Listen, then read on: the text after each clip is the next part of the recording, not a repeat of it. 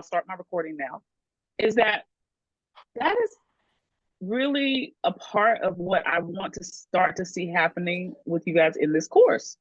Because remember, a big chunk of what the goal is in this course is for you to become a critical reviewer of research.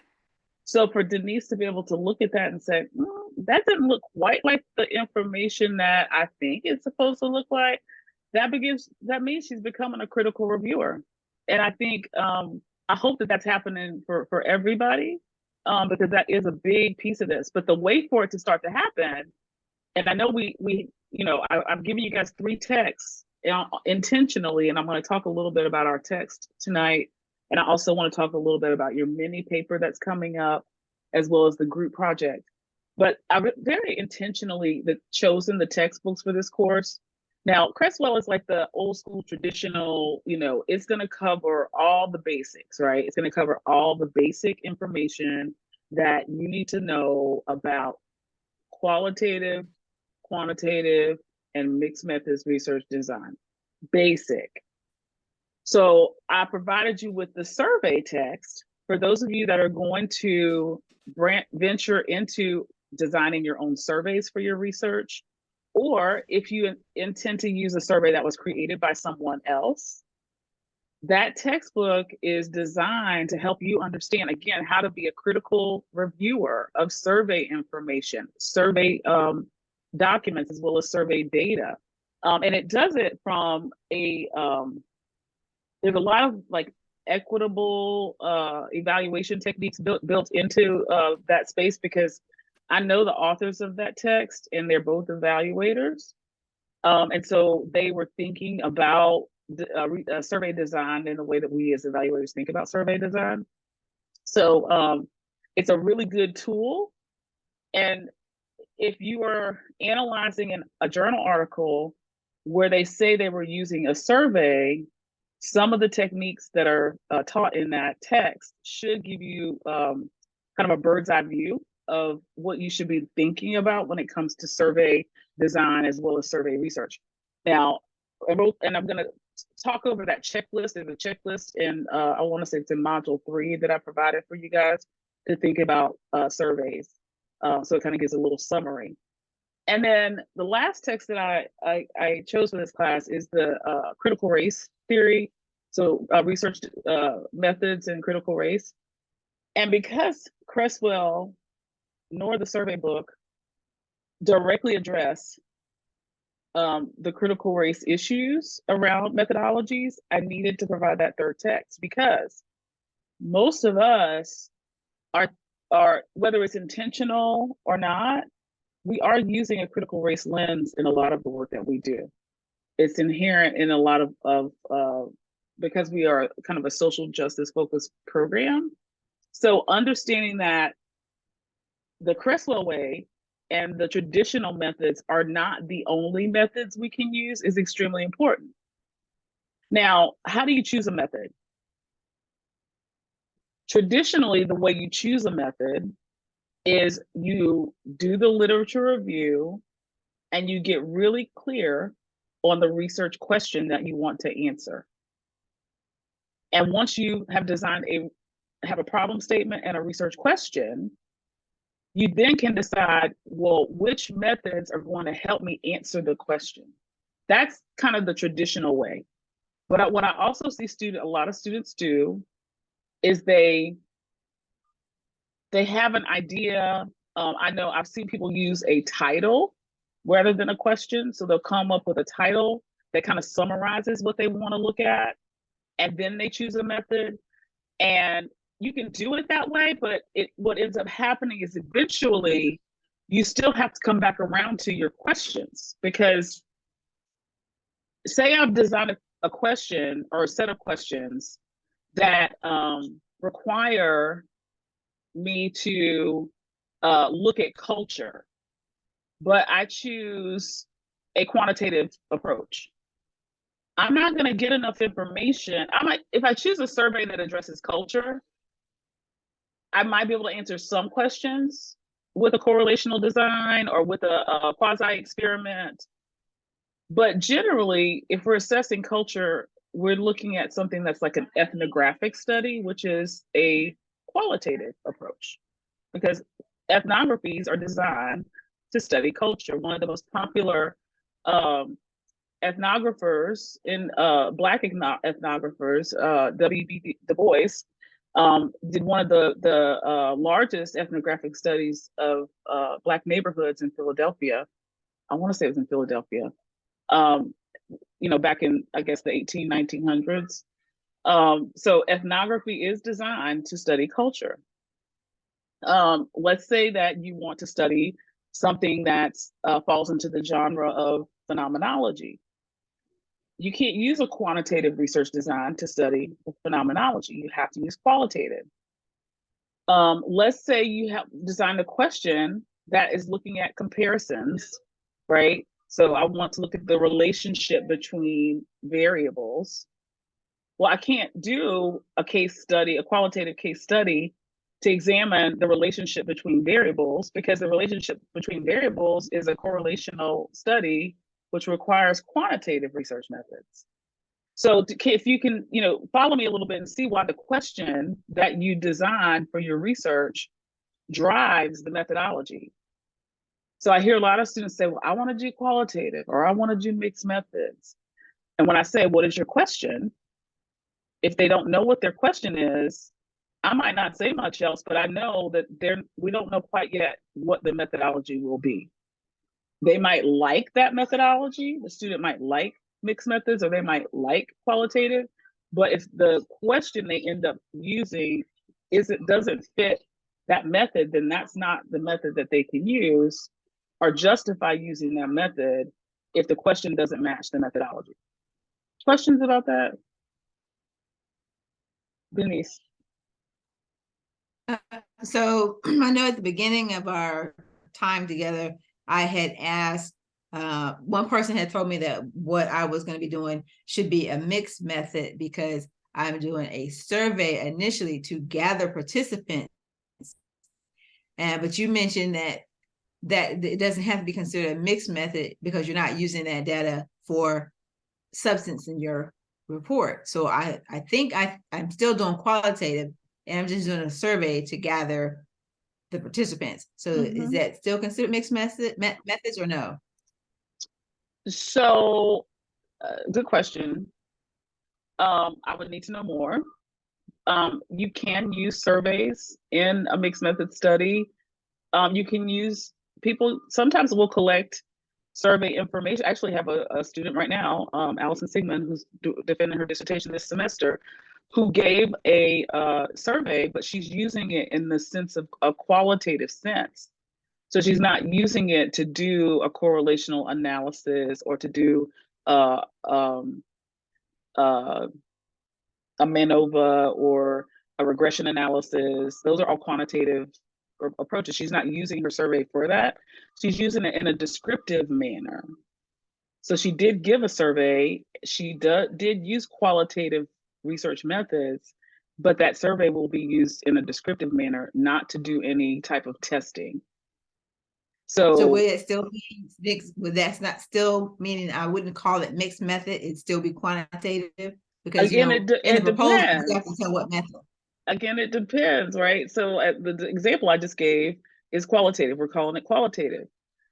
If she had chosen to use the survey differently, if she had chosen to use this survey to maybe run a correlation and look at the relationship between, and it was an ethics survey, so I'm just going to say ethical characteristics of leaders from different backgrounds. And she chose to do a correlational analysis and plug that data into a statistical software and run a correlational analysis to look at the relationship between types of ethical leadership and leaders' years leading organizations. Then that would turn it into more of a mixed method study, because she would be using the survey in a quantitative manner. And in mixed methods, you can use quantitative testing and quantitative analyses to describe what's happening with your sample, and use the qualitative information to support the quantitative analysis. Or you can do a qualitative analysis and use quantitative analyses or tests to support the qualitative. So there's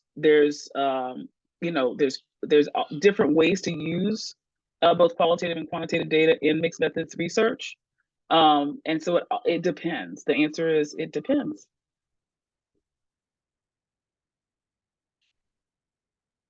But the answer to the question comes when we understand more about what does the literature say, what are the gaps in the literature, what questions are still left to be answered.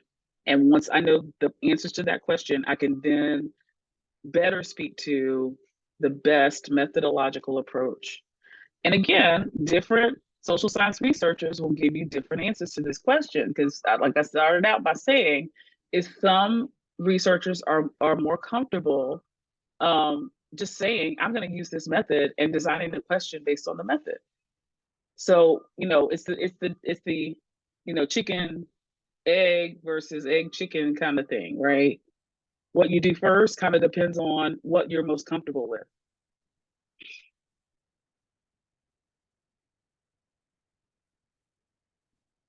Okay. So I opened up with just kind of like a reminders and overview of this, kind of things you should expect to be thinking about in the course. Right now, I want to dig a little into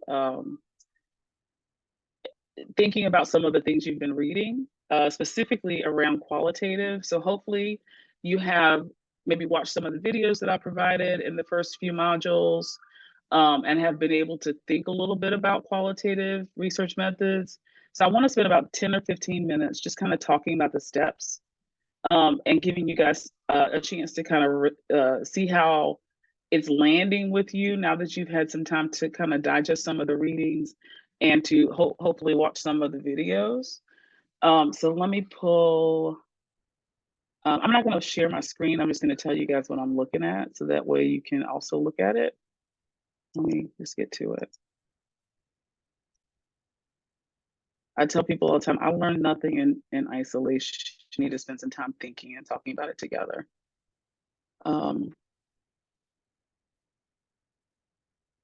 So what I've done is I've clicked on the second slide deck under module 2, qualitative versus quantitative research methods. And I'll share my screen just for a bit, but I do want to be able to see your faces, so I'll probably not share my screen for long. Because when I see your faces, I know when it's time to pause. So these are the slides I'm looking at. So the kind of goal of this slide deck, as well as the video that goes along with it, is to help you start to think about both qualitative and quantitative research methods, and then to begin to see the differences between them. So the research process, these 6 steps are the generalized steps in the process. So you guys right now are working on identifying the problem. That's part of what the exercises you're engaging in are positioning you to do. Some of the discussions are intentionally set up to have you think about some of the things you need to think about as a researcher. So thinking about bias and subjectivity, that's why those discussions are designed the way they are, is because as a researcher, those are things you need to think about. And I've designed your discussions intentionally that way to kind of position you to start to think like a researcher. But then the other assignments, like the mini paper, are set up to have you begin to think about how to design the research. So identifying the problem, which would also include taking the time to start to think about the questions you want to answer. And reviewing the literature gives you an opportunity to see what questions have already been answered, right? So those are your first 2 steps. And then it's not until you have kind of a grasp of the literature and the types of problems that you're interested in addressing that you're ready to define the purpose of your research, because you kind of need that foundation. I mean, I guess we kind of all go in theoretically thinking we know the purpose, and this happens so often, even now. We can go into a setting. I mean, I'm thinking about a community engaged research project that I'm working on now. We go into a setting thinking, oh, we're going to be looking at this. And then we get into the setting and realize, we might need to look at that, but there's something else over here that's also affecting that. So it's not until you start digging that you understand better what the purpose of your research can be or will be. You probably, if you think about just generalized issues in your workplace or in your life, you probably see the same process, right? It's not until you know more about something that you might have to shift course and think about things differently. But once you've spent time doing that and you come up with you have a review of literature as your foundation, you have a problem identified, and then you're able to articulate your purpose, then you can design, choose your methodology. That's kind of like a in between steps 3 and 4, right? Choose your methodology and then follow that methodological process, whether it's qualitative, quantitative, or mixed, to collect the data, analyze and interpret the data, and then to report out on your findings. So very oversimplification of the process. We're not going to do that. So characteristics of quantitative research. As I said earlier, the problem is described through description and explanation of trends or relationships. So relationships between variables, right?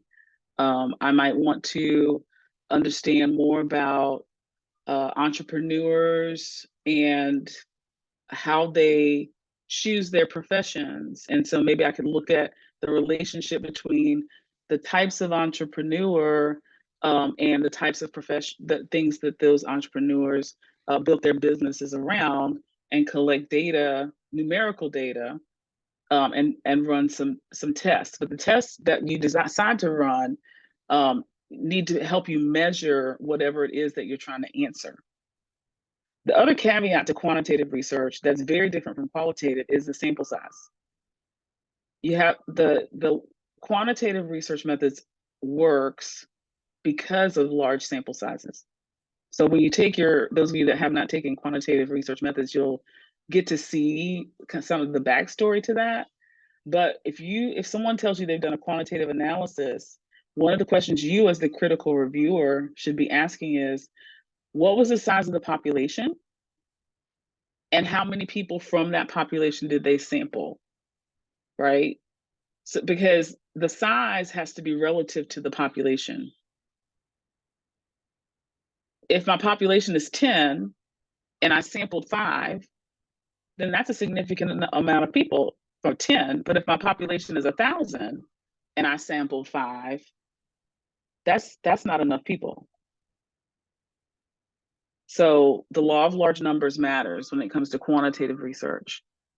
And it is considered to be objective, but I tend to kind of grapple with that a little bit because, generally, surveys are designed by humans who have bias. So the objectivity part, while, numbers are part of the objectivity piece, there is some subjectivity in quantitative research. Characteristics of qualitative research and how it differs from quantitative is you're not looking at comparisons of variables. You're looking more at a central phenomena, something that can be looked at, and you can describe the phenomena. The research questions are generally open-ended. They're not like relationship or attached to some type of quantitative testing. And it's the data collection is based on words, can be based on images, right? And the numbers are generally smaller. And small is relative because, case study research, folks are usually looking for like between 10 or 20 up to 50 interviews. Ethnographic research is also another methodology where there's expectations for a lot of participants. Phenomenological research, you can justify getting less, so maybe 7, 8 to 20 individuals, but the numbers generally tend to be less than 50 when you're talking about a qualitative study. And then the reporting of qualitative research is more about rich, thick description and interpretation of themes, and the larger meaning of your interview data. So you're not running any type of quantitative analyses. You're not putting anything in a statistical software to do, run regression analysis, or you're not designing any kind of experiments or quasi experiments. You're looking at qualitative information and doing some coding, which if you've already looked at the readings inside of module 3, I've given you some readings there on some basic coding techniques so that you can become familiar with that. You won't be doing any of that to the extent that you would do it in a dissertation study. But the readings in module 3 will give you a glimpse into the expectations for coding. Any questions about either of those approaches and how they are different?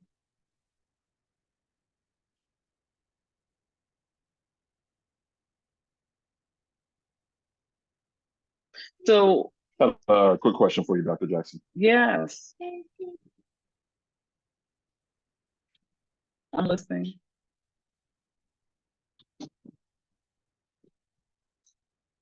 Uh-oh, did I lose this? Are you talking or I can't hear you, or what happened? Can someone else talk to me so I can make sure y'all can hear me? Yeah, I think you're on mute. All right, can y'all hear me now? Yeah, we can hear you now. Okay, there we go. Yeah, my signal's going out. But in reference to, just to kind of piggyback on the mixed methods question, from your experience and from what you've seen, is it more so that with research and with dissertations that have been done with mixed methods, has it been like a fair balance of quantitative and qualitative, or is it one that's kind of guiding more than the other, and then you just have a little bit of the counter? Is it just, is it one of those things where it's split, or is it just depends? Like you said, it varies in that, you might have 80% of qualitative and you might have 20% quantitative. Do you mean like in our program? I was just trying to see if there's. Do you mean like people in our program? Yeah, in our program. For those who have utilized mixed methods, do you see a balance between how much quantitative and qualitative is used, or is it just more so a lot of one and a little bit of the other? It's really a hard question to answer, Cam, but it's really, I think it's, until you've done it, it's easy to kind of think about it like that, but it's more about, do I have enough information to answer the questions in a real way? Gotcha. It's not like, I interviewed 10 people and I used a data set to describe, it's not that. It's like, do I have the information I need to answer the question? And if I don't, and I've had situations like this, students had to go get more information. So sometimes you have to go get more surveys, or sometimes you have to go get more interviews because you don't have enough information. Gotcha. And that's all a part of the research process. That's a great question. And it's until you're in it, it's really, it's hard to predict. Thank you. Yeah. But your question kind of, it takes me to this slide, which is, I think, slide number 10 in the slide deck that I'm looking at, which talks about mixed methods. And you guys have hopefully seen this, because there are different approaches to mixed methods, which would to some extent, and Heidi, I see your hand, give me just a second. To some extent, it addresses your question a little bit, Ian, because, with convergent parallel, you're going to use both the qualitative and the quantitative to address a question. Whereas with explanatory, you'll let one lead. Explanatory, I believe, is where you let the quantitative lead in answering. So you use it, and then you use the qualitative to describe.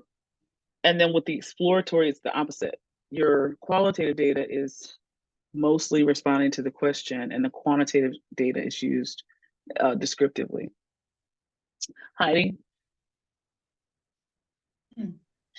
Thank you, Dr. Jackson. So my question is about mixed methods as well. And I think I'm conflating using mixed methods with part of the review of the literature. So I feel for my research question that I need to have a good amount of quantitative background set up to address qualitative research methods. Does that make sense?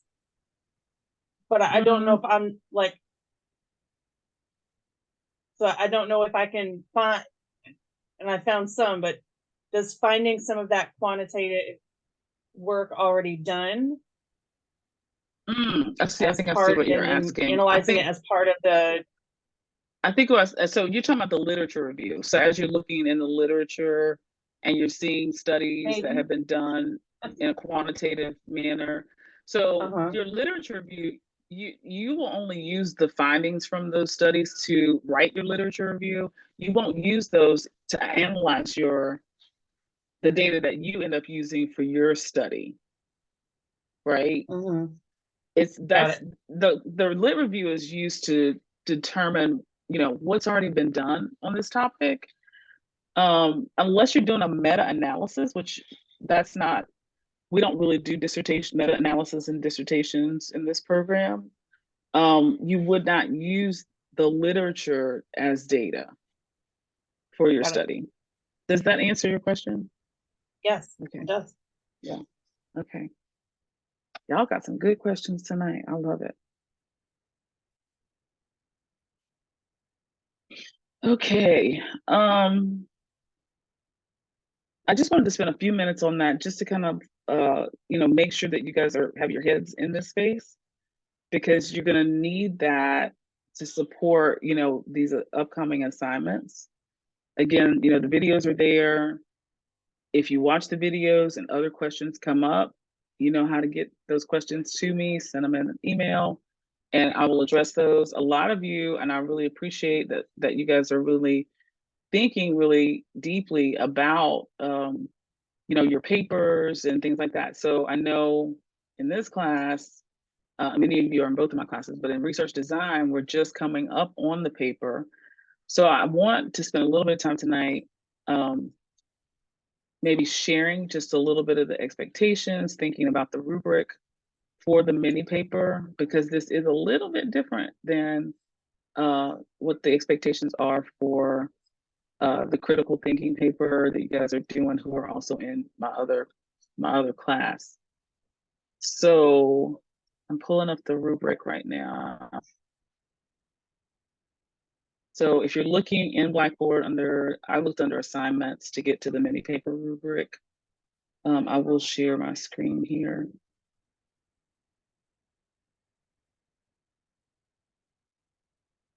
So the mini paper is basically a mini literature review. And because I have asked you guys to try to figure out and I saw the list of groups, so thank you. I went in the cafe, saw that you guys already chose your groups. And the reason I asked you to let me know what your topics were so that I could help you think about how to get the most bang for your buck, because I know a lot of you are really already centered in what you want to research. But if you are working in a group, you have to agree, right? And so there are ways for everybody to get some of what they need, but also do something as a group project. So hopefully you guys are already in that space and you already know your topic. So if you don't, then that might be something that we need to talk about tonight. But each paper should, in and of itself, feed into your group project. So the other goal here is that I'm not only asking one person in each group to do 3 to 4 peer-reviewed articles. So, but if you're working together as a group, that gives you 9 to 12. right, for your final project. So it's another way of helping you to work together in a group, but also not put all the responsibility on one group member. So this particular mini paper, it will be on whatever topic you told me your group was gonna work on, but from different angles. And you're going to choose 3 to 4 articles to write this paper on. And you'll tell me a little bit about what your research question is. You'll summarize the lit review.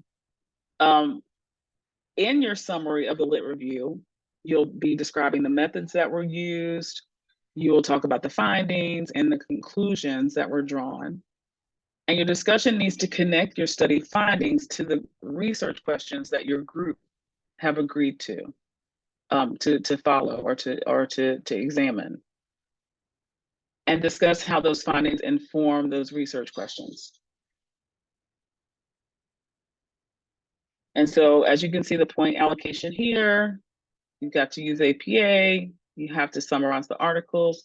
Your introduction needs to include the question that your group has chosen, along with the thesis statement, summarize the literature, including methods, findings, and conclusions, and then have a bit of a discussion, a closing discussion that connects the findings of those 3 to 4 articles to the research question that your group has chosen.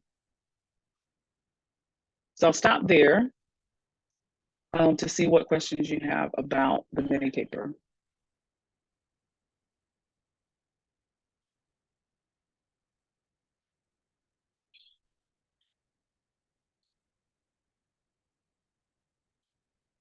Nobody has any questions about the mini paper? Have y'all started working on it? I think you answered my question in reference. I think you answered my question in reference to like how many articles we select, because I was thinking that was each, but it's basically based on the group number. Everybody's doing one and then contributing their respective review to it, correct? Well, everybody's doing 3 or 4. Everybody's doing 3 or 4, which collectively per mini paper. Right. Okay. Which means at the end you'll have upwards of 50. Gotcha. Right, because we've got 3 mini papers, right? So yeah, okay. If there's a group 3 or 4 of 3 articles each. Mm-hmm. That means by the end of the semester, each person has looked at 12 to 16 articles individually. Got it. And then collectively, depending upon the size of your group, you can have anywhere from 40 to 50 articles as a group. Got it. Mm-hmm. Thank you. You're welcome. Thanks, Heidi. All right, well, I'm expecting to see some really interesting papers.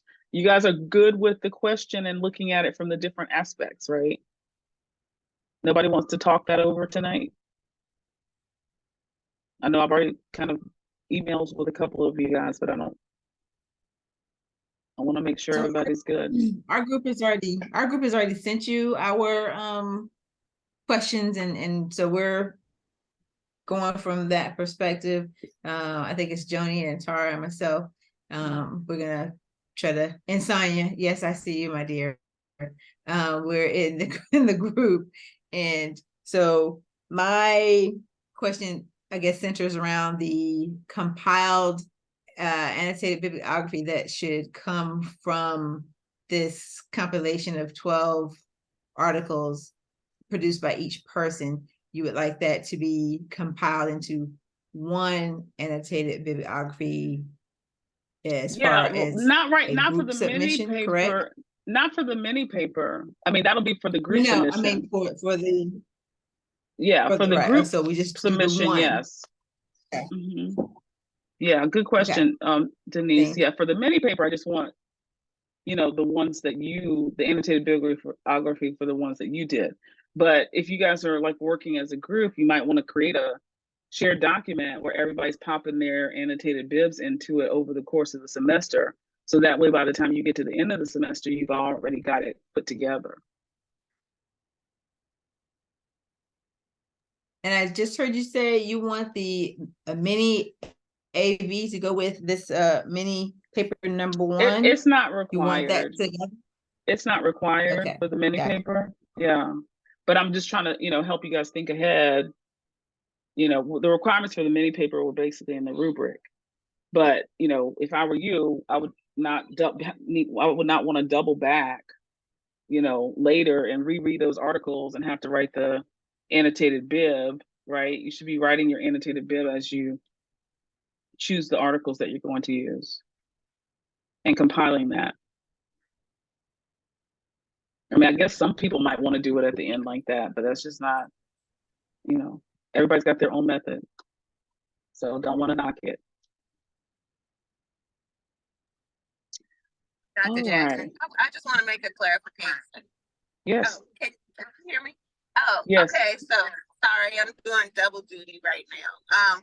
But for the mini paper, each person within our group will turn in a mini paper. Is that what you're saying? That is exactly what I'm saying. Okay, gotcha. Gotcha. Thank you. Everybody has to turn in a mini paper. Everybody. That we include in our mini paper can also roll up into our group paper. That is the intent. Okay.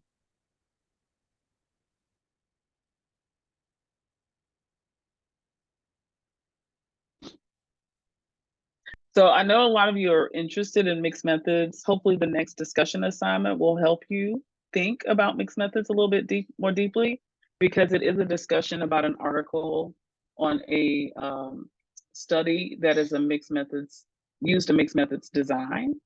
So hopefully it will give you an opportunity to delve more into your thinking around mixed methods out tonight.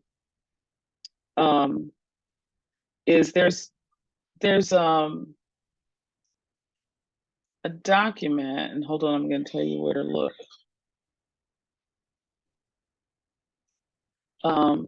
It's under module 3, and it's the document that's entitled, there's 2 documents there, actually 3. Though I already mentioned the one on coding, and that's just kind of a intro to coding, just so you can kind of see what coding's about, how it's done. But the article that I really feel like, if I were going to skip any of the articles in module 3 and only pick one, I would pick the one on discourse. That article was so eye-opening for me as a first-year student when it came to thinking about the literature review.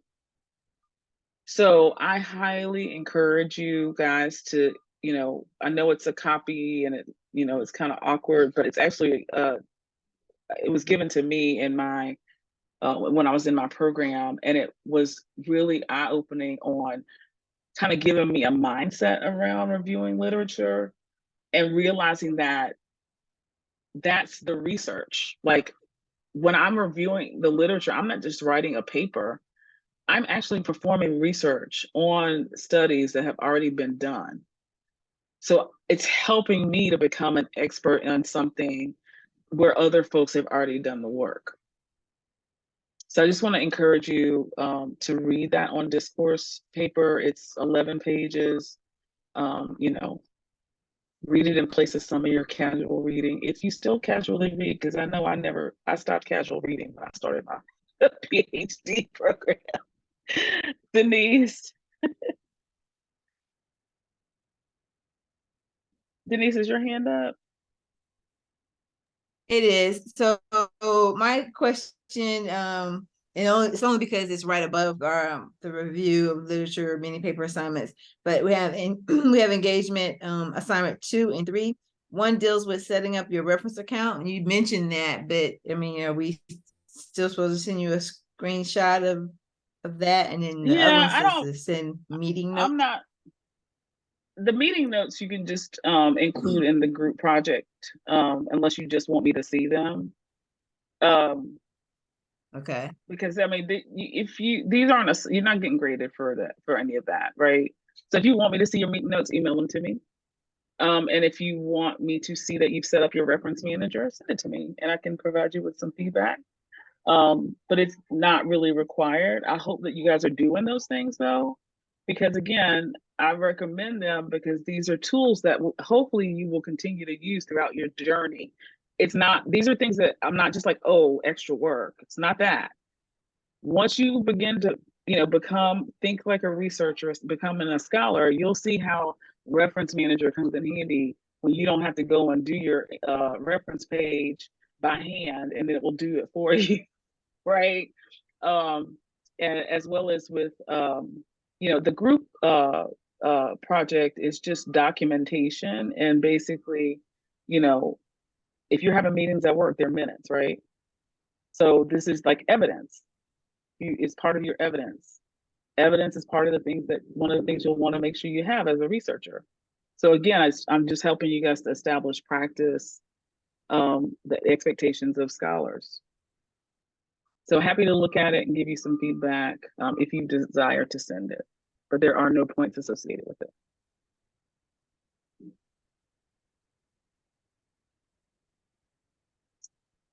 And that is all I had for tonight. If anybody has additional questions or anything they want me to address. Our group has some 802 questions if you have time after. Okay.